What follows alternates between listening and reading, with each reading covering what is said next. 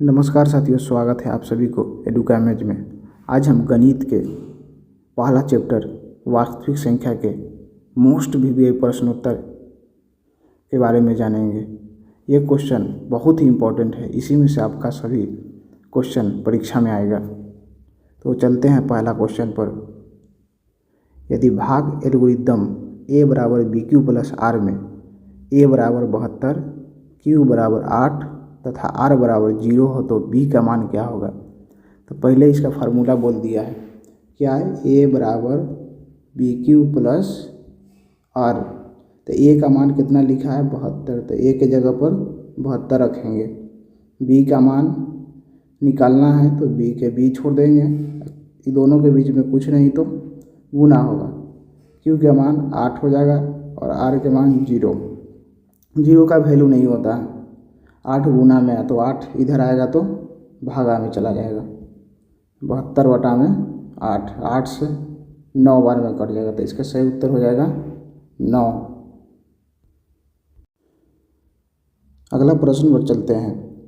सबसे छोटी अभाज्य और सबसे छोटी भाज्य का गुणनफल होता है, यानी सबसे छोटी अभाज्य।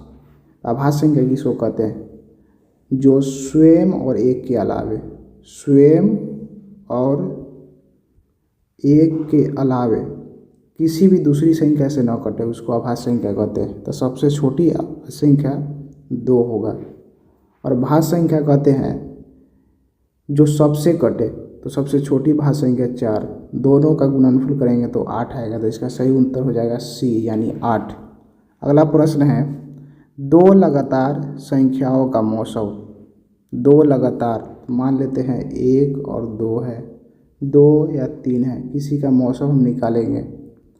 एक बार में लगेगा, एक बचेगा, 2 बार में, 2 बार में लग जाएगा। तो यानी 2 लगातार संख्याओं का मौसम 1 होगा हमेशा। 2 लगातार संख्याओं का मौसम 1 होगा। चौथा क्वेश्चन है, 2 परिमेय संख्याओं के बीच अधिकतम कितने परिमेय संख्या हो सकती है। तो सही उत्तर हो जाएगा अनंत होगा। क्या हो जाएगा, अनंत हो जाएगा।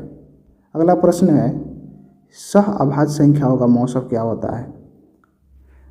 याद कर लेना है, सह अभाज्य संख्याओं का मौसम 1 होता है। क्या होता है, 1 होता है।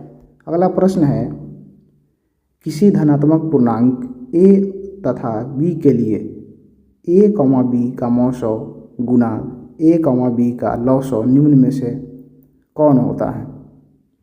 तो इसका आंसर होगा a गुना b होता है, a Guna b, a Guna b।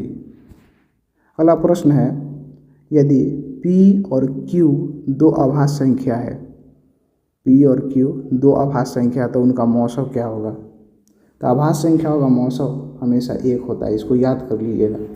अभाज्य संख्याओं का मौसम 1 होता है। 64 के अभाज्य गुणनखंड में 2 का घातांक।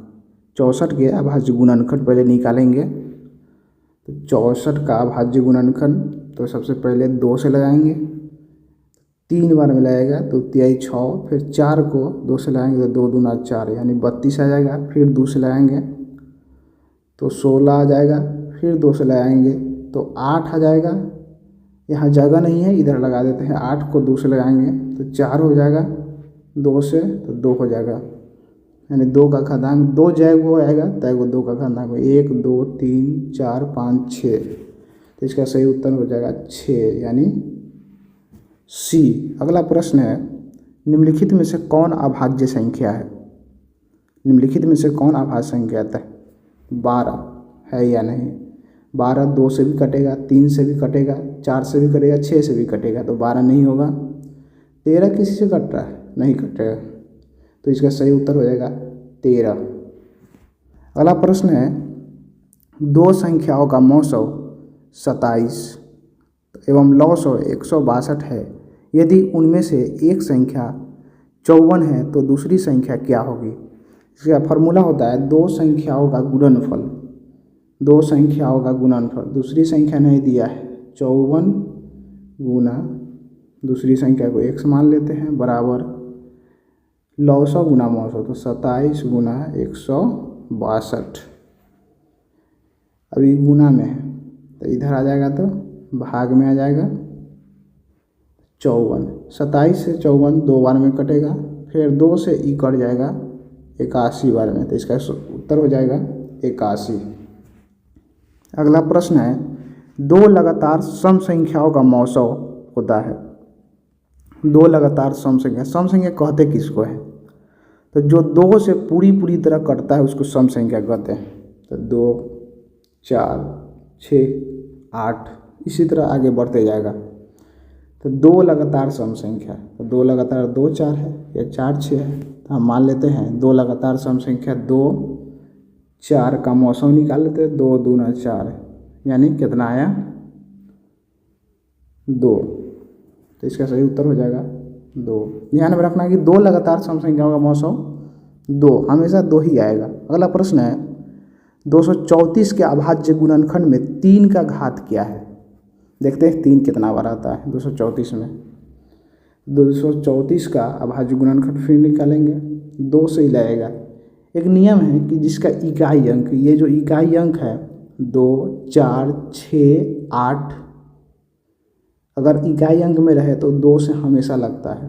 तो 2 से इसको लगाएंगे तो इधर से 2 1 कम 2 3 है, तो 2 1 कम 2 1 बचा शेष, 1 जुड़ जाएगा 4 में, तो 1 पर 4 14, 2 सते 14।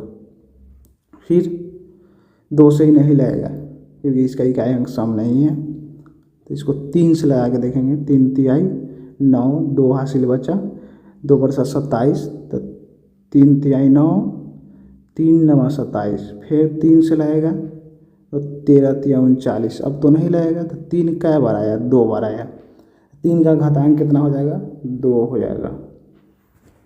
अगला प्रश्न है, 156 बराबर 2 के पावर x गुना 3 के पावर y गुना 13 के पावर z हो तो x plus Y plus Z का मान क्या होगा? तो सबसे पहले 156 का गुणनखंड हम निकालेंगे।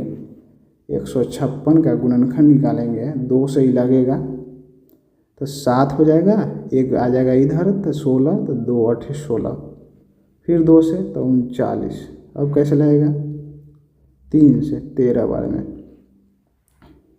तो 2 का हुआ आया 2 2 आया यानी 2 के पावर 2, यानी x के मान कितना हो जाएगा 2।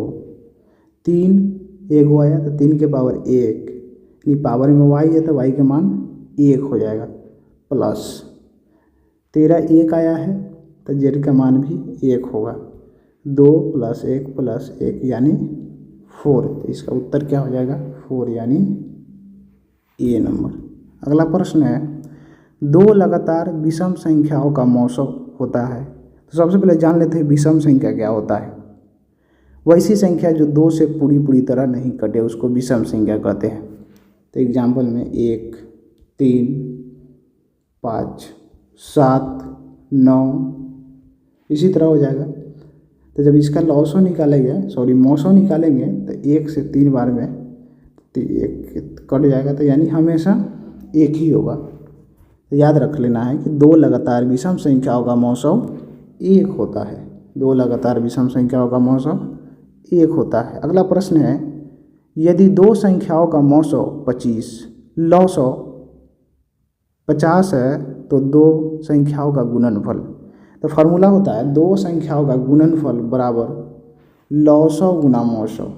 2 संख्याओं का गुणनफल गुना लौसौ गुना मौसौ, तो 25 गुना 50, 0 का 0 उतार देंगे, 25 में 5 से गुना करेंगे तो 125 यानी 1250 हो जाएगा, यानी ए आंसर हो जाएगा। अगला प्रश्न है, 2 संख्याओं का मौसम, फिर से वही सवाल आया। 2 संख्याओं का मौसम 15 तथा लौसौ 105 है। यदि उनमें से एक संख्या 5 हो तो दूसरी संख्या क्या होगा? फिर उसी तरह बनाएंगे। 2 संख्याओं का गुणनफल, तो 5 गुना मान लेते हैं x, 15 गुना 105। अब 5 गुना में है, बराबर के उस तरफ जाएगा तो भागा में जाएगा, तो 15 गुना 105 बटा में 5 से इसको काट देंगे 3 बार में। अब 105 से 3 में गुना कर लो तो ये आ जाएगा 315। कितना आ जाएगा दोस्तों? 315 आ जाएगा। अगला प्रश्न है, 96 का अभाज्य गुणनखंड क्या होगा? तो 96 का अभाज्य गुणनखंड निकालेंगे, फिर 96 से 2 से लगाएंगे तो कितना होगा? 48 हो जाएगा। फिर 2 से लगाएंगे 24 हो जाएगा। फिर 2 से लगाएंगे 12 हो जाएगा। फिर 2 से लगाएंगे 6 हो जाएगा। 6 को फिर 2 से लगाएंगे तो 3 हो जाएगा। यानी 2 कै बार आया?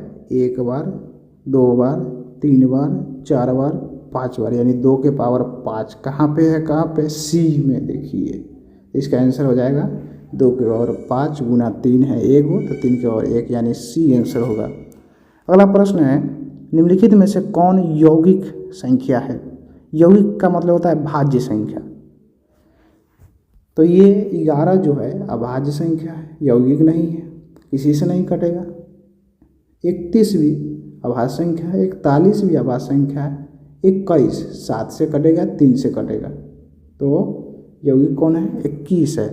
अगला प्रश्न है, संख्या इतना इतना दिया हुआ है एकदम डॉट डॉट 2.13 लगातार बढ़ते जा रहा है।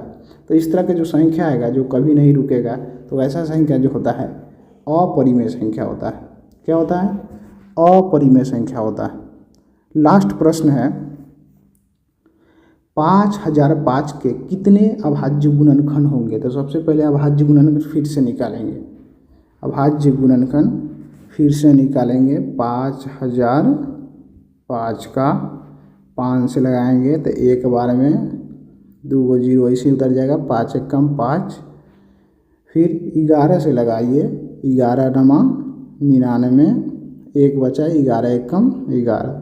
13 से लगाइए, 13 सते 91, 1 1 2 3 4, टोटल कितना आया? 4 आया। क्वेश्चन यहीं पे समाप्त होता है। ये जो आपका ये याद कर लीजिएगा, 1 से 100 तक अभाज्य संख्या है। ये जो आपका चैप्टर वास्तविक संख्या से प्रश्न रहा, यहीं से आएगा ही। इसको अच्छे तरह से देख लीजिएगा। यदि वीडियो अच्छा लगा है तो चैनल को सब्सक्राइब करें, लाइक करें, कमेंट करें, शेयर करें। धन्यवाद।